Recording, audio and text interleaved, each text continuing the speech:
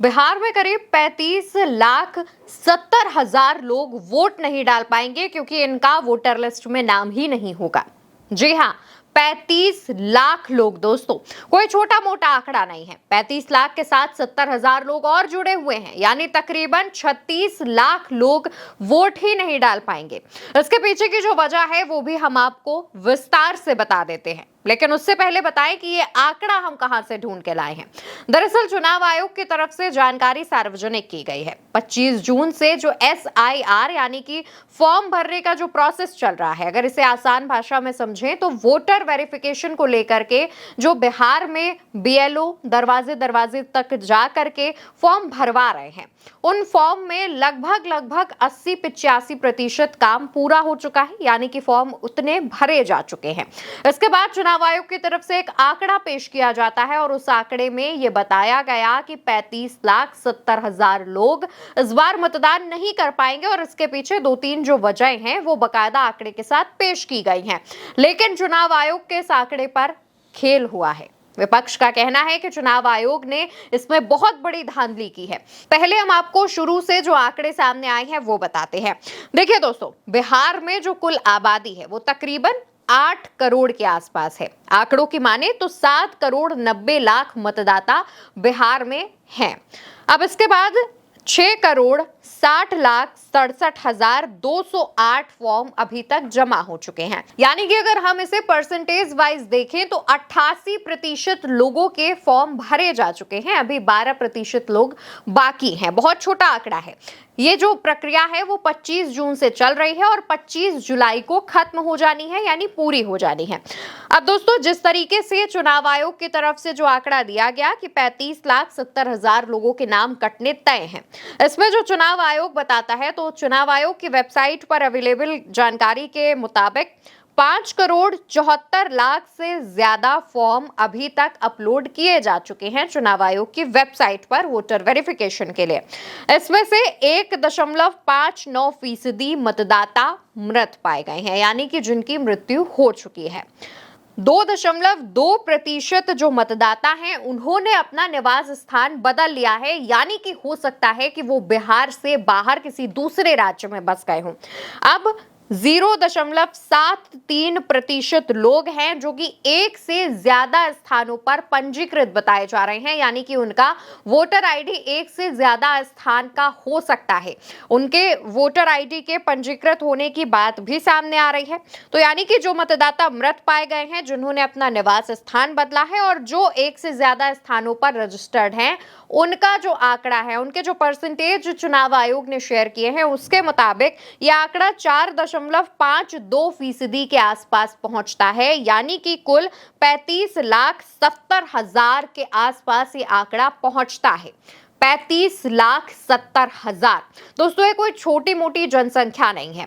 आप ये मानिए कि करीब 8 लाख जो मतदाता है वो 30 से 32 सीटों पर प्रभाव डाल सकता है, जीत हार तय कर सकता है। 8 लाख मतदाता अगर इतनी ज्यादा सीटों पर इंपैक्टफुल होता है तो 35,70,000 मतदाता कितनी सीटों पर इंपैक्टफुल होगा, इसका गुणागणित आप बिठा सकते हैं। अब चुनाव आयोग ने ये जो डेटा, ये जो परसेंटेज शेयर किया है, इसके बाद जो सवाल उठ रहे हैं उस पर भी बात कर लेते हैं। लेकिन उससे पहले एक महत्वपूर्ण जानकारी ये भी चुनाव आयोग की तरफ से शेयर की गई है, जो आपको बता देती हूं कि अब 25 जुलाई आने में मुश्किल से 10 दिन का समय रह गया है और इस दौरान करीब 11.82% मतदाता ही ऐसे बचे हैं जिनका अभी तक फॉर्म भरा नहीं गया है और उनका वेरिफिकेशन के लिए जो फॉर्म है वो अभी तक अपलोड नहीं किया गया है। अब आते हैं 35,70,000 मतदाताओं पर। दोस्तों, ये जो संख्या है, पहली बात तो वो संख्या छोटी नहीं है। इनका जो प्रतिशत है वो भी काफी ज्यादा बताया जा रहा है, तकरीबन 5% ये जो जनता है वो बताई जा रही है। अब यहाँ पर जो सवाल उठ रहे हैं उन पर बात करते हैं। विपक्ष का ये कहना है कि जब अभी सभी लोगों का जो वेरिफिकेशन है वो हुआ नहीं है तो चुनाव आयोग ने अचानक ऐसे कैसे आंकड़ा सार्वजनिक कर दिया, क्योंकि अभी जो कुल और 11 कुछ लोग बचे हुए हैं उनका भी वेरिफिकेशन या उनके भी फॉर्म भरे जाने हैं। तो अभी से ही पहले आपने कैसे ये बता दिया? या तो आपने पहले से ही ये पूरी तैयारी करके रखी होगी, आपके पास पूरा डेटा तैयार होगा कि कहां से कितनी घपलेबाजी करनी है। दूसरी तरफ विपक्ष के तमाम नेताओं का कहना यह है कि एक बार लोकसभा चुनावों के दौरान भी जो तमाम वोटर वेरिफिकेशन की चीजें होती हैं वो हुई थी, उस दौरान ये आंकड़ा क्यों नहीं सार्वजनिक किया गया। इसके बाद जानकारी ये भी सामने आई कि फरवरी के दौरान भी वोटर आईडी से जुड़ी कोई चीजें जो बिहार में चुनाव से पहले होनी थी वो हुई थी वोटर वेरिफिकेशन को लेकर, तब इतना बड़ा आंकड़ा क्यों नहीं सामने आया। मेन बात लोकसभा चुनाव से उठ के देखी जा रही है।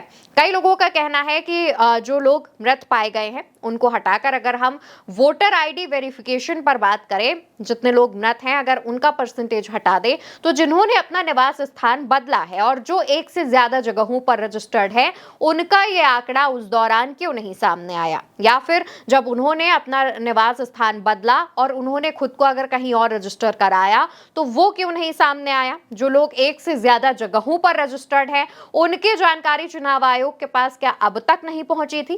तमाम सवाल हैं दोस्तों वो उठते हुए नजर आ रहे हैं, क्योंकि चुनाव आयोग ने अभी जब तक 100% फॉर्म नहीं जमा हुए हैं उससे पहले ये आंकड़ा शेयर किया है, तो जाहिर तौर पर ये जो सवाल उठ रहे हैं, विपक्ष जो चुनाव आयोग से सवाल पूछ रहा है वो स्वाभाविक है।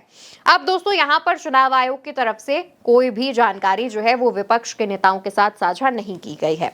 दूसरी बात यह है कि चुनाव आयोग पर तमाम जो आरोप लग रहे हैं, चुनाव आयोग प्रेस कॉन्फ्रेंस करके उन आरोपों का या उन सवालों का जवाब नहीं दे रहा है, और ना ही चुनाव आयोग की तरफ से विपक्ष के और आम जनता के मन में जो तमाम सवाल हैं उनको दूर किया जा रहा है। यानी कि एक तरफ से चुनाव आयोग चुप्पी साधे है, जिसकी वजह से आम जनता के बीच में भी जो गलत इंफॉर्मेशन है वो फैल रही है। यानी कि दोस्तों अभी भी चुनाव आयोग प्रेस कॉन्फ्रेंस करके ये चीजें नहीं क्लियर कर रहा है, लोगों के मन में अभी भी संशय बरकरार है। लोग अभी तक यहां पर भी कंफ्यूज है कि उन्हें किस डॉक्यूमेंट के साथ जाकर के अपना वोटर आईडी वेरिफिकेशन कराना है। अब दोस्तों तेजस्वी यादव और राहुल गांधी की तरफ से भी चुनाव आयोग की तमाम प्रक्रिया पर सवाल उठाया जा रहा है। हाल ही के दिनों में तेजस्वी यादव ने बाकायदा सबूत के साथ चुनाव आयोग पर सवाल उठाए थे और चुनाव आयोग पर तमाम जो आरोप हैं वो लगाए थे। अब यहां पर चुनाव आयोग को यह चाहिए था कि वो तेजस्वी के सवालों का जवाब दे, लेकिन ऐसा कुछ नहीं होता है। सोशल मीडिया की भी अगर हम बात करें तो सोशल मीडिया के तमाम यूजर्स का यह कहना है कि चुनाव आयोग निष्पक्षता के साथ काम नहीं कर रहा है, वो भाजपा के साथ मिला हुआ है। कई वरिष्ठ पत्रकार तो यहां तक कह रहे हैं कि ईडी सीबीआई के बाद अब चुनाव आयोग भी भाजपा के साथ जाकर मिल गया है और बिल्कुल भी पारदर्शी तरीके से काम नहीं कर रहा है।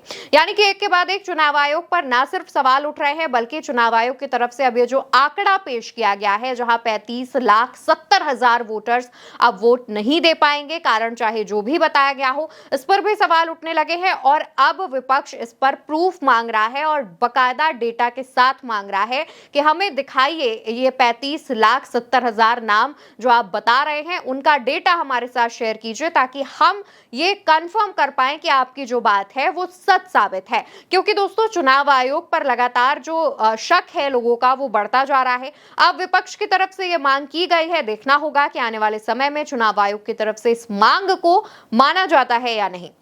आप क्या सोचते हैं, आपकी क्या राय है, आप नीचे कमेंट सेक्शन में जाहिर तौर पर बताइएगा। और साथ ही चुनाव आयोग पर अगर कोई सवाल पूछना चाहते हो तो वो भी कमेंट सेक्शन में जरूर पूछिएगा। फिलहाल के लिए इतना ही, नमस्कार।